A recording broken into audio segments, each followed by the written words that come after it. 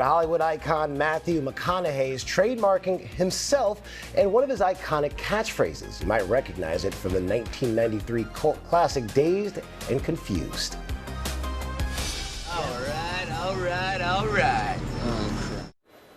All right. All right. It's part of an effort to prevent AI apps from replicating his likeness, including his distinctive voice. Now, this is the first time an actor has tried using trademark law to protect themselves from AI misuse. Joining me now for more is attorney Kevin Yorn, who's representing Matthew McConaughey in this matter. Kevin, thank you so much for joining us. McConaughey is trademarking not only his face, but his famous all right catchphrase. Tell us how this all works and how exactly do these trademarks help protect McConaughey? Sure. First of all, I just want to lean in and say, glad to be here. I saw a lot out there about all right. That's part of the trademark, but it's not like, oh, I'm trademarking all right to do T-shirts or something. This is not what this is about. So he's not trying to trademark all right.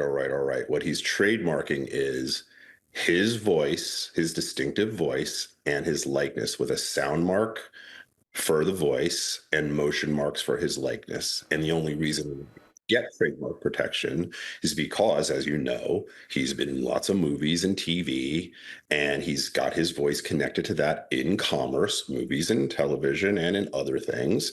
And you tie that to his actual way he speaks and everything else. And then you do this very sort of sophisticated work. And I'm not a trademark attorney. My trademark partner did most of this. I mean, Matthew sort of worked on this for a couple of years, and that's what they were able to do. There are special motion marks and sound marks with the U.S. Patent and Trademark Office that protects his voice and his likeness and his motion. And we had to set up a bunch of parameters to do that, and they were filed and they were granted.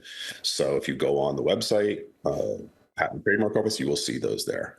Now, Kevin, you know this. McConaughey has really embraced AI, and he's actually used it in some of his businesses. What motivated him to start this trademark process?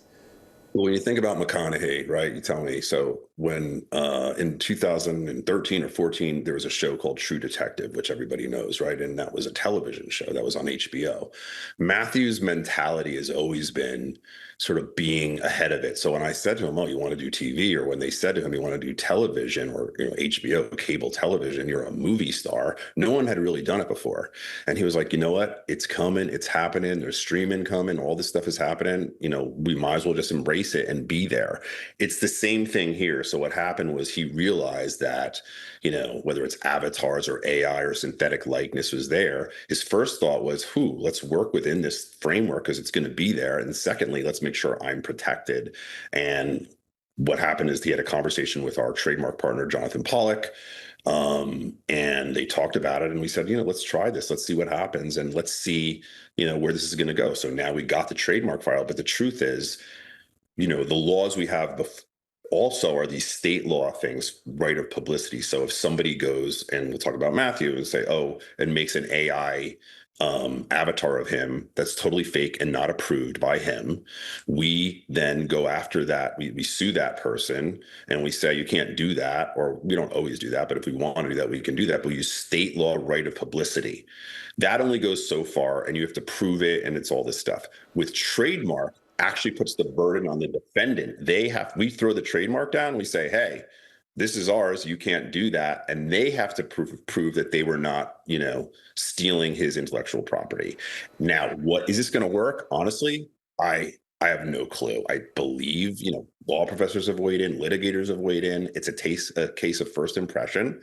And, we'll see if it gets past summary judgment. We'll try it out on someone. Somebody, we'll see what happens. But that's really what this is about. And yes, he does embrace AI. He works with companies, 11 Labs, which is a voice AI company. They're only, obviously, anything he does with them, they have to approve, or he has to approve. They use his voice so he can take, like, for instance, his newsletter, where his voice is on there. It could be his voice in Spanish. So then all of a sudden he gets a bigger audience, and it actually makes his voice sound like he's speaking in Spanish. It's Matthew McConaughey in Spanish. and sounds exactly like him, and he likes it, so he uses it, but he gives him permission, and he's embracing it, and there's more to come, and that's really what it's been about. So it's both sides of it, and like I personally have to play both sides because, I'm here to protect my clients as a entertainment attorney, their individual rights. It's what we do. It's how we do things, and where they're deal makers in film and television, or whether it's athletes or whoever.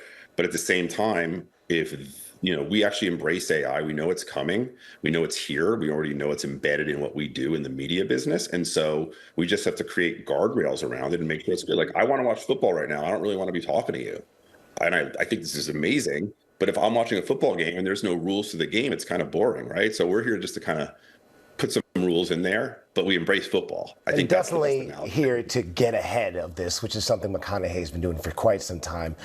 Listen, Kevin, Yorn, thank you so much for that explanation. Hope to talk to you again soon. I hope it made sense to you. Yeah, thank you guys so much. Thrilled to be talking to you guys. You got it.